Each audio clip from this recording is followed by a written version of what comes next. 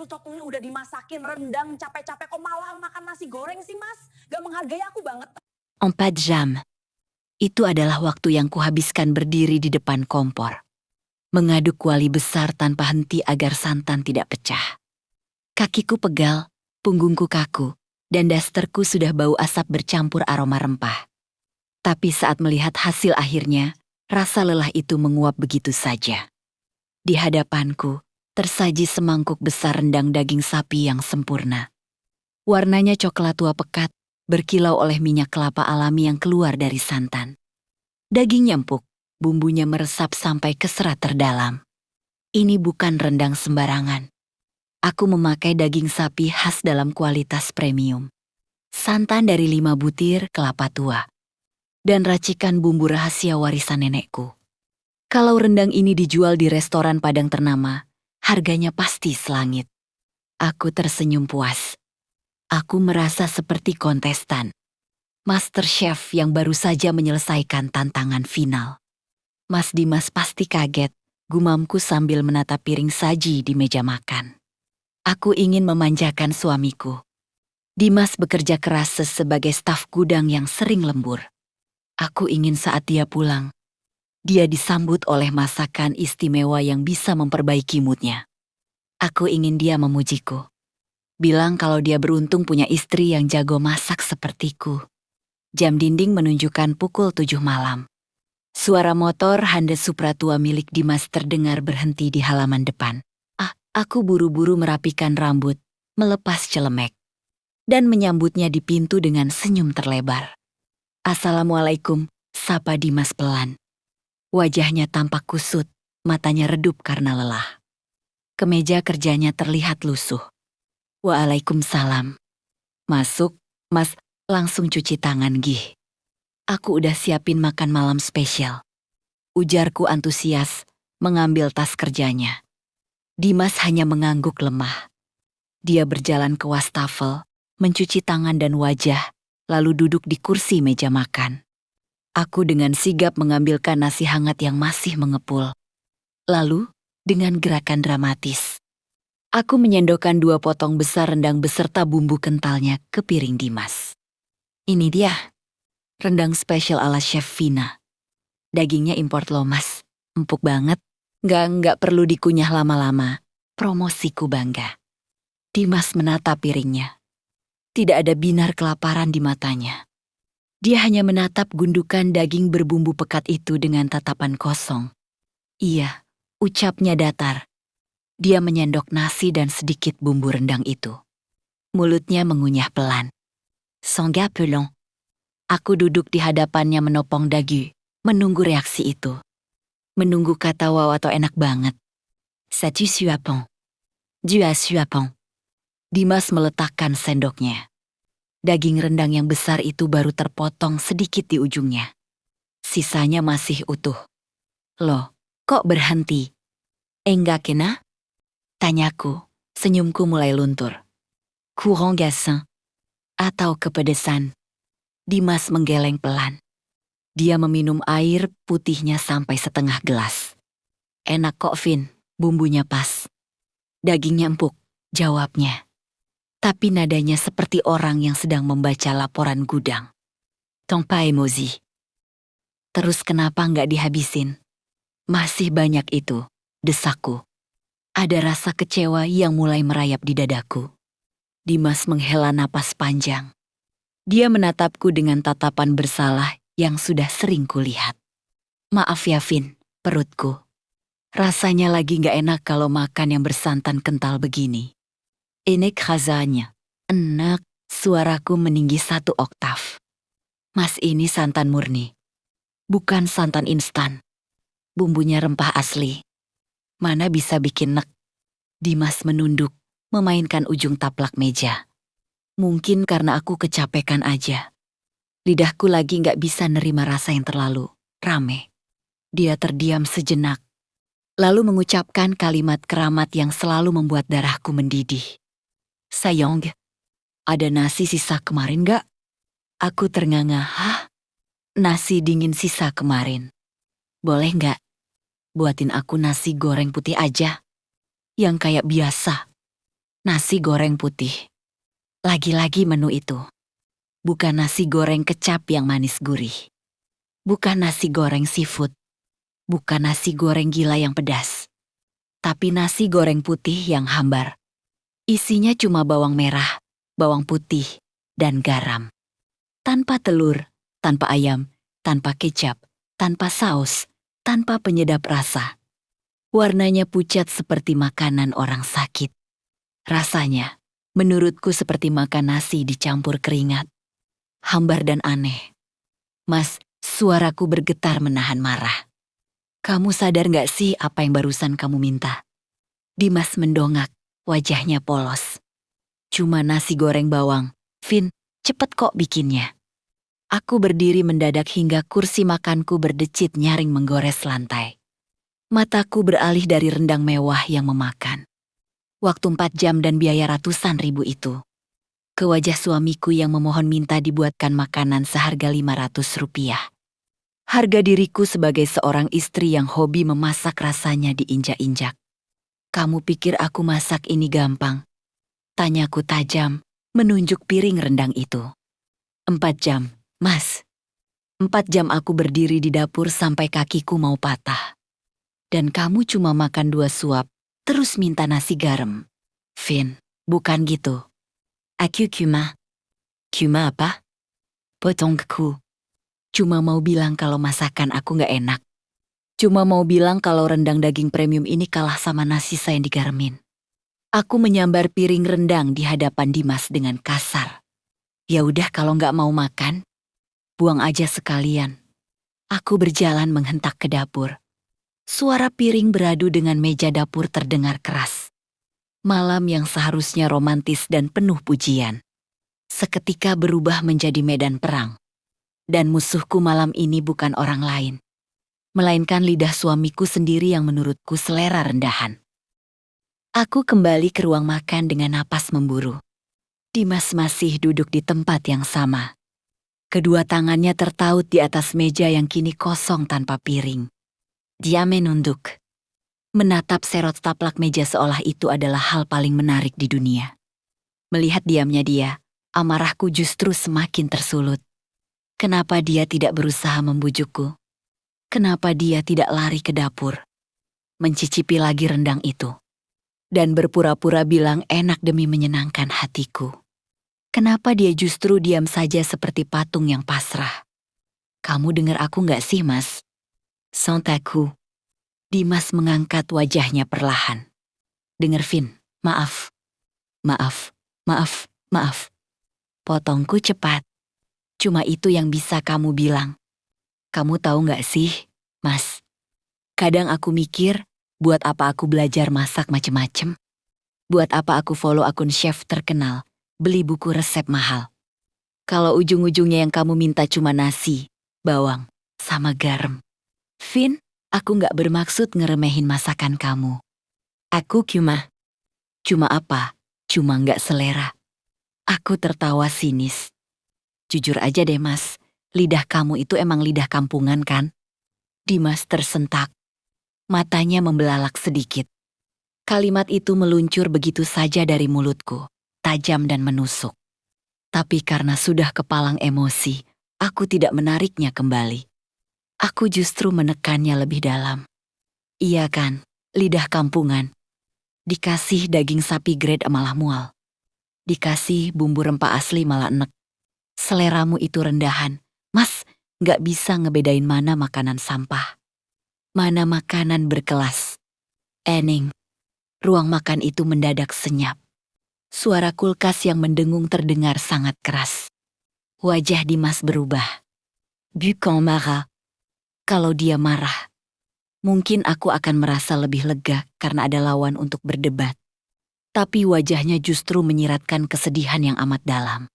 Bahunya merosot turun, seolah beban di punggungnya bertambah berkali-kali lipat. Dia tidak membantah. Dia tidak membela diri dengan bilang bahwa dia lelah bekerja seharian. Dia menerima hinaan kampungan itu bulat-bulat.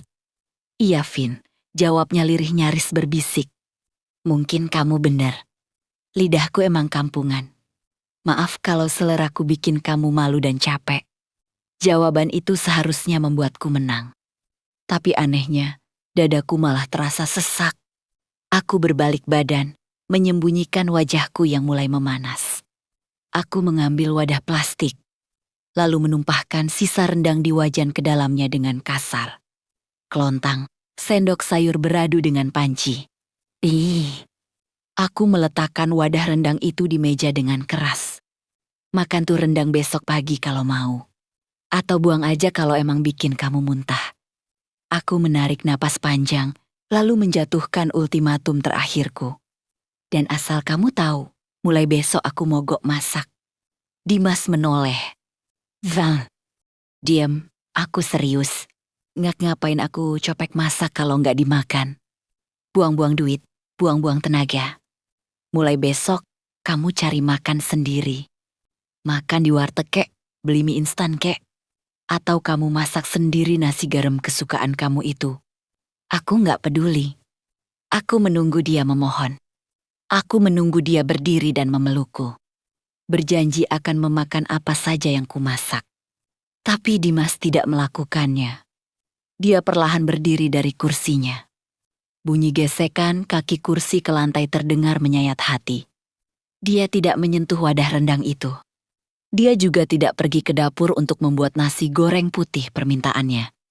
Ya udah, katanya pelan. Kamu istirahat Gih. Pasti capek banget abis masak seharian. Hanya itu. Tanpa makan malam, tanpa minum lagi. Dimas membalikan badan dan berjalan gontai menuju kamar tidur. Langkahnya berat dan pelan. Punggungnya terlihat begitu rapuh dalam balutan kemeja kerja yang kusut. Pintu kamar tertutup pelan. Kini aku sendirian di ruang makan yang beraroma rendang mewah ini. Di hadapanku ada masakan lezat yang seharusnya menjadi perayaan kasih sayang. Tapi kini terasa dingin dan hambar. Aku duduk di kursi yang tadi diduduki Dimas. Aku mengambil sendok. Mencicipi kuah rendangku sendiri.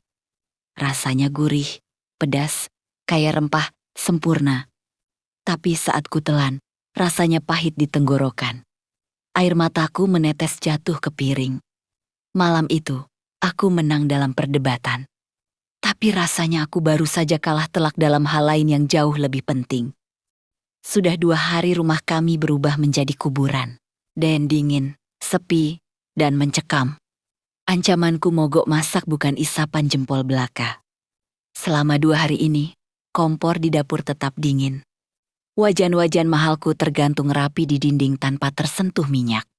Aku memesan makanan lewat aplikasi ojek online.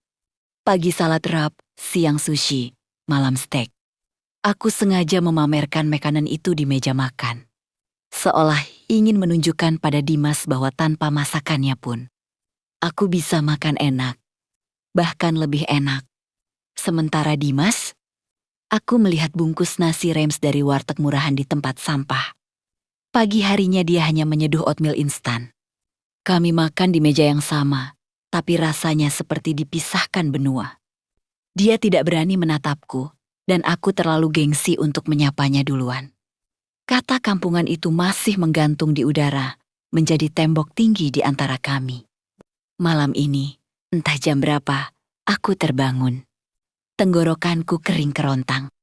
Aku meraba sisi ranjang di sebelahku. Kosong dan dingin. Dimas tidak ada di tempat tidur. Aku melirik jam digital di nakas. Pukul 02,15 pagi. Kemana dia? Apa dia tidur di sofa lagi seperti semalam? Aku bangkit dengan malas, berniat mengambil air minum di dapur. Langkahku gontai menyeret sandal rumah di lantai yang dingin. Namun, saat mendekati ruang tengah, langkahku terhenti. Hidungku menangkap aroma yang sangat familiar. Aroma bawang putih yang ditumis di atas minyak panas. Aromanya kuat, gurih, dan sederhana. Tidak ada bau cabai, tidak ada bau terasi, tidak ada bau rempah yang rumit. Hanya bawang putih murni yang mendesis di wajan. Siapa yang masak jam segini? Aku mengendap mendekati dapur. Lampu ruang tengah mati, tapi ada cahaya ririmang memancar dari arah dapur.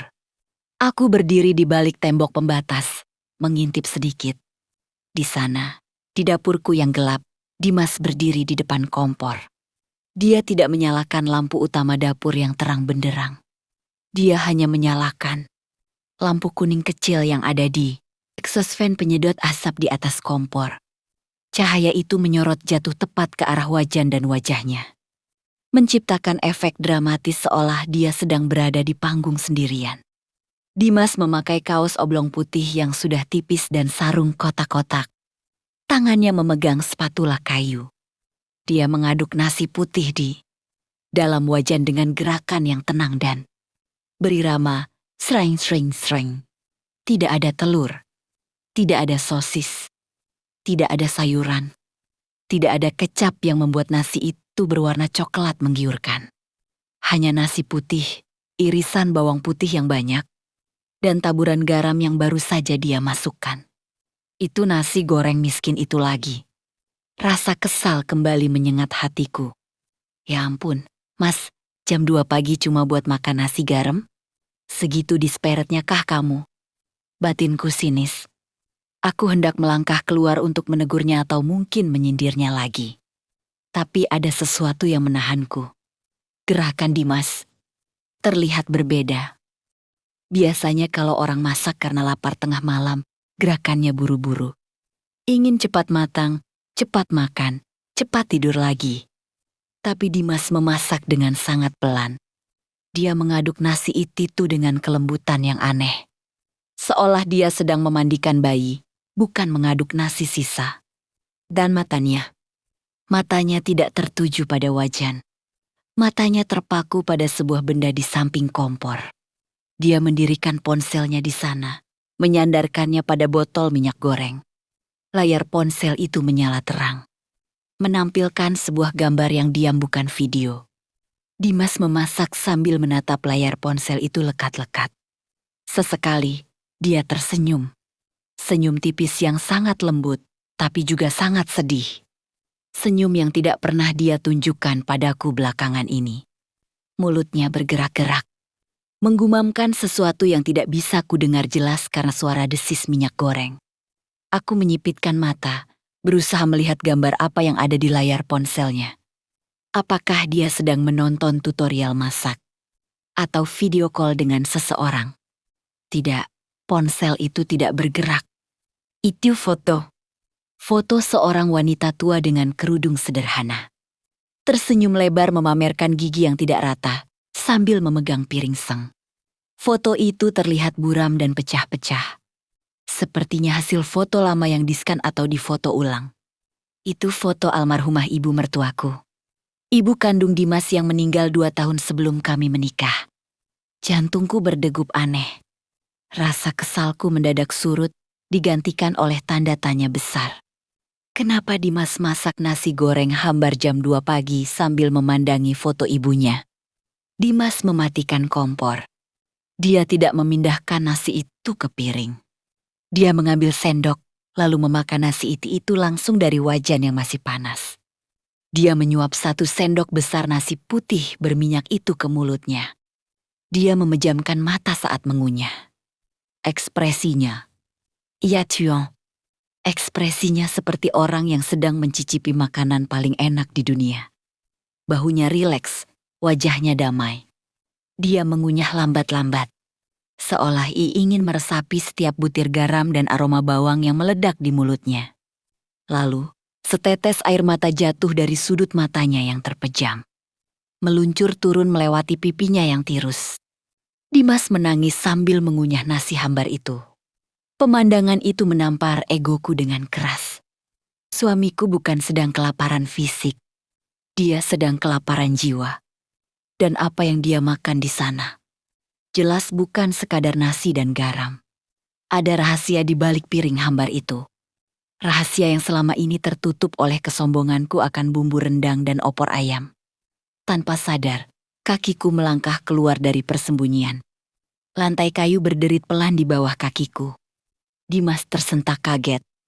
Dia membuka mata, buru-buru menghapus air matanya dengan punggung tangan. Dan mematikan layar ponselnya.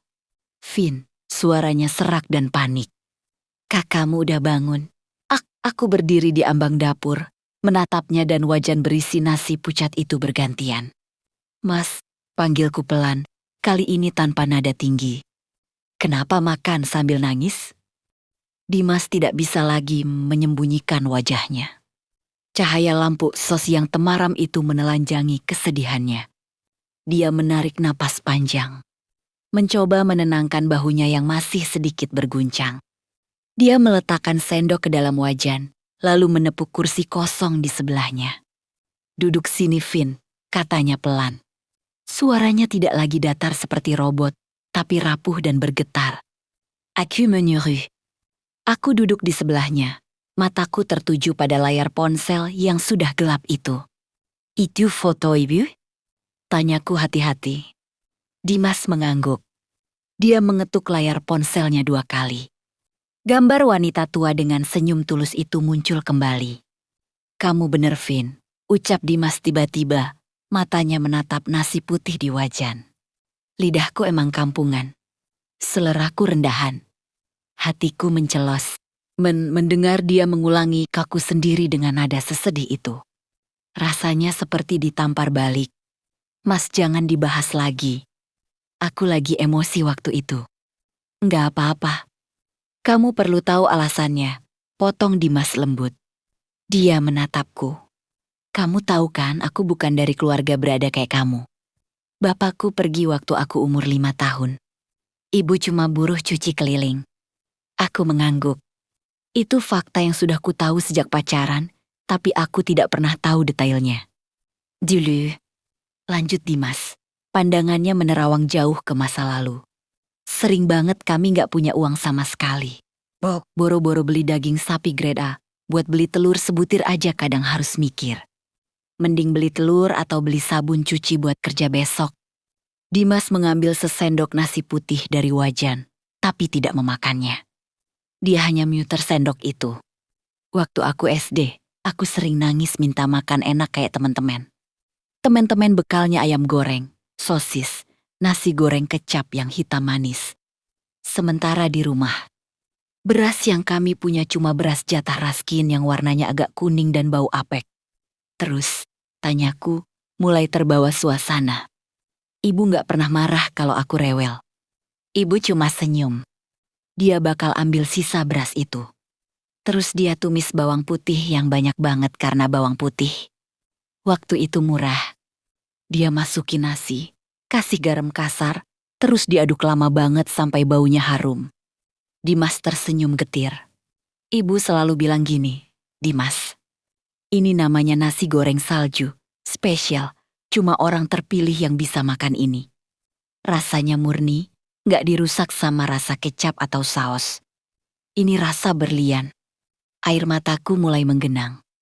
Nasi goreng salju, nama yang begitu indah untuk makanan yang lahir dari kemiskinan. Aku yang masih kecil percaya aja. "Vin," kekeh Dimas pelan, air mata menetes lagi di pipinya. Aku makan nasi itu lahap banget. Rasanya gurih, asin, hangat. Enak banget. Aku ngerasa jadi anak paling beruntung karena makan berlian. Dimas menatap foto ibunya lagi. "Tapi ada satu hal yang baru aku sadari pas aku udah gede, Vin." "Apa?" bisikku. "Setiap kali ibu masakin ini, porsinya cuma 1 piring. Cuma bu aku." Ibu gak pernah ikut makan. Ibu cuma duduk di depan aku, ngipasin nasi aku biar cepet dingin, sambil senyum liatin aku makan. Suara Dimas pecah. Dia menunduk, menyembunyikan wajahnya di telapak tangan. Kalau aku tanya kenapa ibu gak makan, ibu selalu bilang, ibu udah kenyang. "Nak, tadi abis nyicipin masakan majikan. Kamu abisin ya, biar pinter." Bahu Dimas terguncang hebat. Isak tangis yang selama ini dia tahan akhirnya meledak. "Bohong, Vin. Ibu bohong. Iza kenya pilu. Ibu gak pernah makan di tempat majikan. Majikannya pelit. Ibu puasa. Ibu nahan lapar seharian, supaya beras yang cuma segenggam itu bisa bikin aku kenyang. Ibu ngalah demi aku." Aku menutup mulutku dengan tangan. Pertahananku runtuh total. Air mataku tumpah deras membasahi pipi. Ya Tuan. Jadi nasi goreng hambar yang selama ini kuhina. Nasi goreng yang kubilang makanan orang sakit. Adalah simbol pengorbanan seorang ibu yang rela mati kelaparan demi anaknya. Nasi itu adalah satu cara ibunya mengatakan, I love you di tengah himpitan ekonomi yang mencekik. Sekarang kamu ngerti kan, Vin? Dimas mengangkat wajahnya yang basah, menatapku dengan tatapan memohon pengertian. Masakan kamu enak, rendang kamu juara, opor kamu sempurna. Aku bangga punya istri pintar masak kayak kamu. Tapi, dia menelan ludah, suaranya bergetar. Tapi kalau aku lagi capek banget, kalau dunia di luar sana lagi jahat sama aku, atau kalau aku lagi kangen banget sama ibu, lidahku gak cari rasa rendang. Lidahku cari rasa ini. Dimas menunjuk wajah nasi goreng itu. Rasa bawang dan garam ini. Ini mesin waktu buat aku, Vin. Begitu suapan pertama masuk mulut. Rasanya kayak aku balik jadi Dimas kecil lagi. Rasanya kayak ibu masih ada di depan aku, nyipasi nasi aku. Bilang kalau semuanya bakal baik-baik aja. Dia menatapku lekat-lekat. Aku gak bermaksud ngeremehin masakan kamu. Aku cuma lagi rindu pulang.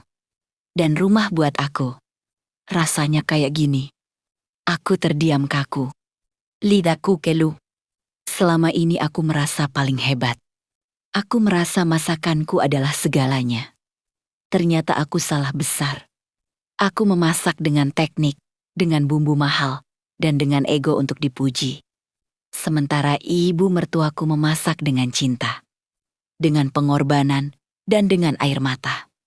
Jelas saja aku kalah. Rendang ratusan ribu rupiahku tidak ada harganya. Dibandingkan nasi garam penuh cinta ini. Danaku. Dengan sombongnya menyebut kenangan suci itu kampungan. Aku merasa menjadi istri paling jahat di dunia. Aku bergeser dari kursiku, lalu jatuh berlutut di samping kursi Dimas. Aku memeluk pinggang suamiku erat-erat, membenamkan wajahku di perutnya yang hangat.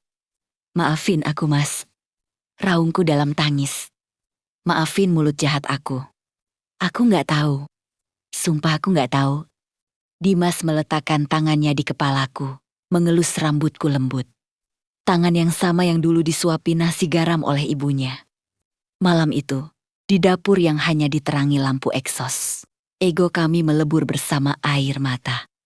Tidak ada lagi chef sombong dan suami kampungan. Yang ada hanya sepasang suami istri yang belajar memahami arti rasa yang sesungguhnya. Keheningan kembali menyelimuti dapur kecil kami. Namun kali ini rasanya berbeda. Tidak ada lagi ketegangan dingin yang menusuk tulang. Yang ada hanya kehangatan. Sisa uap nasi dan suara napas kami yang perlahan mulai teratur setelah tangis yang panjang. Dimas masih mengelus rambutku. Tangannya kasar karena pekerjaan gudang, tapi sentuhannya menenangkan. Aku mengangkat wajahku dari perutnya. Menghapus sisa air mata yang membuat pipiku lengket. Mataku tertuju pada wajan di atas kompor. Masih ada sisa setengah porsi nasi goreng putih itu di sana. Minyaknya mulai membeku karena suhu dingin dini hari. Mas, bisikku serak. Ya? Boleh aku coba? Dimas tampak ragu sejenak. Rasanya hambar. Vin, gak ada pannya dibanding masakan kamu. Nanti kamu nak lagi. Aku menggeleng kuat. Aku mau coba. Aku mau tahu rasa apa yang bikin suami aku selalu rindu pulang. Dimas tersenyum tipis. Dia mengambil sendok yang tadi dipakainya. Menyendok sedikit nasi yang tersisa. Lalu menyuapkannya ke mulutku. Aku membuka mulut, menerima suapan itu. Aku mengunyah perlahan. Kesan pertama, asin. Kesan kedua, bau bawang putih yang sangat kuat.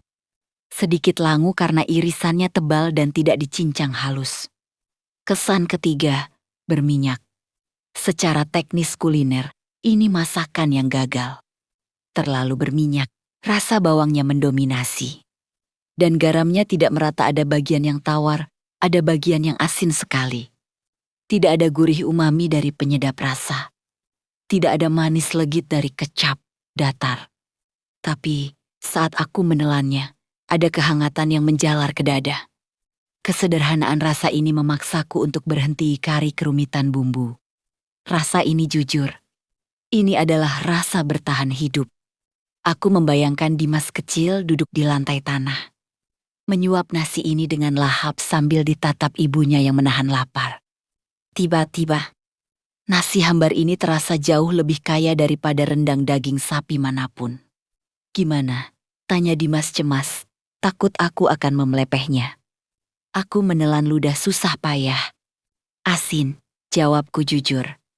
Dimas tertawa kecil. Iya, emang asin.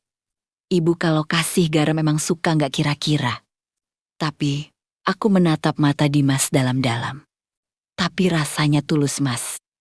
Dimas terdiam. Selama ini aku masak buat kamu pakai ego. Lanjutku, suaraku bergetar lagi. Aku masak supaya dibilang jago. Aku masak supaya dipuji hebat. Aku sibuk mikirin takaran bumbu, jenis daging, teknik potong. Tapi aku lupa satu bumbu paling penting yang ibu kamu pakai. Apa? Rasa cukup, jawabku lirih. Ibu masak dengan rasa cukup dan rasa syukur. Sementara aku masak dengan ambisi. Pantesan kamu capek makan masakan aku. Rasanya berisik. Sementara kamu cuma butuh ketenangan. Dimas meraih tanganku, menggenggamnya erat di atas meja dapur. Vin, dengerin aku. Kamu gak perlu berubah jadi ibuku. Kamu istriku. Masakan kamu tetap favoritku kalau aku lagi waras. Candanya sedikit, mencoba mencairkan suasana. Tapi makasih ya. Makasih udah mau ngerti sisi lemah aku. Masih ada sisa gak di wajan? Tanyaku tiba-tiba. Masih dikit. Kenapa? Aku mengambil sendok dari tangannya. Ayo kita abisin berdua. Aku lapar. Malam itu, jam 3 pagi, kami duduk bersila di lantai dapur yang dingin. Makan sepiring berdua langsung dari wajan. Kami berebut butiran nasi terakhir. Kami tertawa saat aku tidak. Sengaja menggigit potongan bawang putih. Mentah yang besar. Untuk pertama kalinya dalam pernikahan kami. Aku tidak mengkritik tekstur nasi yang kelembekan atau bawang yang kurang matang. Aku hanya menikmati momen makan bersama suamiku. Ternyata benar kata orang bijak.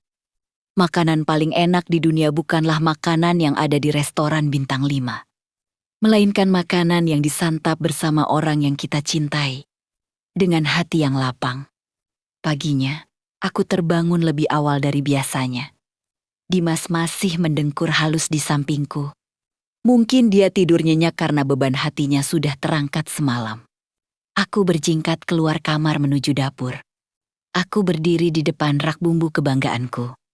Di sana berjajar botol bahal regeno, rosemary, minyak wijen, kecap Inggris, saus tiram, kaldu jamur premium. Biasanya, tanganku gatal ingin mencampurkan semuanya agar rasa masakan jadi bombastis. Tapi hari ini, aku menatap mereka lalu menggeleng. Kalian libur dulu, gumamku pada botol-botol itu. Aku membuka laci bawah, mengambil talenan kayu tua dan pisau. Aku mengambil 5 siung bawang putih. Hanya bawang putih. Aku mengirisnya. Tidak dicincang halus ala chef profesional. Tapi diiris tipis agak kasar. Persis seperti yang kulihat di wajan Dimas semalam. Aku mengambil nasi sisa kemarin dari rice cooker. Nasi yang agak kering dan perah. Aku menyalakan kompor. Menuangkan minyak goreng curah bukan minyak. Zaitun mahal yang biasa kupakai untuk diet. Sering. Aroma bawang putih bertemu minyak panas langsung menyeruak memenuhi dapur. Aroma yang kemarin ku benci. Sekarang menjadi aroma yang membuatku tersenyum. Aku akan membuat duplikasi resep ibu mertua. Api-api kali, aku akan menambah satu bumbu rahasiaku sendiri. Bukan penyedap rasa, bukan kecap. Melainkan doa. Doa agar suamiku yang memakannya nanti bisa merasakan pelukan ibunya. Sekaligus merasakan cinta dari istrinya. Bismillah, ucapku sambil menaburkan garam. Hari ini, chef sombong itu sudah pensiun. Yang ada di dapur ini hanyalah seorang istri yang ingin suaminya bahagia. Dimas mengerjap, terbangun oleh sinar matahari pagi yang menembus jendela kamar. Kepalanya masih terasa sedikit berat sisa menangis semalam. Tapi hatinya jauh lebih ringan. Dia menggeliat, lalu hidungnya mengendus sesuatu. Aroma itu. Aroma bawang putih yang ditumis garing. Aroma yang biasanya hanya hadir dalam mimpi masa kecilnya. Atau saat dia memasak dium tengah malam. Tapi ini pagi hari. Dan dia baru saja bangun tidur. Viu! Gumamnya tanpa sadar, setengah mengigau. Detik berikutnya, kesadarannya pulih. Ibunya sudah tidak ada. Dan Vina. Vina sedang mogok masak. Lalu siapa yang memasak? Dimas buru-buru turun dari ranjang. Dia berjalan cepat menuju ruang makan dengan perasaan campur aduk. Langkahnya terhenti di ambang pintu dapur. Pemandangan di depannya membuatnya terpaku. Di atas meja makan, sudah tersaji 2 piring nasi goreng. Warnanya pucat, putih kekuningan karena minyak. Tidak ada warna coklat kecap, tidak ada warna merah cabai. Hanya ada irisan bawang putih yang agak gosong di sana-sini. Dan taburan bawang goreng sederhana. Di samping piring itu, duduk Vina. Istrinya tidak memakai celemek chef mahalnya. Dia hanya memakai daster rumahan. Wajahnya polos tanpa makeup, rambutnya dijepit asal. Tapi di mata Dimas, Vina terlihat lebih cantik daripada saat dia berdandan menor. Vina tersenyum saat melihat Dimas, senyum yang hangat. Tulus dan sedikit malu-malu. Pagi Mas, sarapan yuk, sapanya lembut.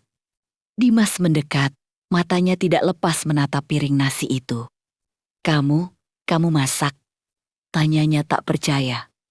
Bukannya kamu. Mogoknya udahan. Potong Vina sambil tertawa kecil. Aku bosen makan delivery terus, boros. Dimas deduk. Uap hangat dari nasi goreng itu menerpa wajahnya, baunya. Persis seperti bau dapur ibunya dulu. Cobain deh Mas, pinta Vina. Aku udah berusaha niru resep kamu semalam. Cuma bawang, garam, sama minyak. Nggak pakai penyedap rasa, nggak pakai saus tiram. Dimas mengambil sendok. Tangannya sedikit gemetar. Dia menyuapkan nasi goreng pucat itu ke mulutnya. Dia mengunyah. Rasanya asam. Gurih bawangnya nendang. Teksturnya berminyak. Jauh dari standar restoran bintang 5 yang biasa Vina agung-agungkan. Tapi bagi Dimas, rasanya sempurna. Rasanya seperti pulang ke rumah. Rasanya seperti masa kecil. Rasanya seperti dimaafkan. Dimas menatap Vina, mata suaminya itu kembali berkaca-kaca. Gimana? Keasinan ya? Tanya Vina cemas. Aku tadi main cemplung aja garamnya. Dimas menggeleng kuat. Dia menelan kunyahannya dengan susah payah karena tenggorokannya tercekat haru. Enak Vin, enak banget. Suaranya serak, rasanya. Persis kayak buatan ibu. Vina menghela napas lega. Dia ikut mengambil sendok, lalu menyuapkan nasi buatannya sendiri. Iya ya, gumam Vina sambil mengunyah. Ternyata enak ya, Mas. Rasanya sederhana, tapi anget di perut, kayak dipeluk ibu. Dimas meletakkan sendoknya, lalu meraih tangan Vina di atas meja. Makasih, sayang. Makasih udah nurunin standar kamu buat aku. Makasih udah mau ngertiin lidah kampunganku ini. Vina membalas genggaman itu erat. Lidah kamu gak kampungan, Mas. Lidah kamu setia.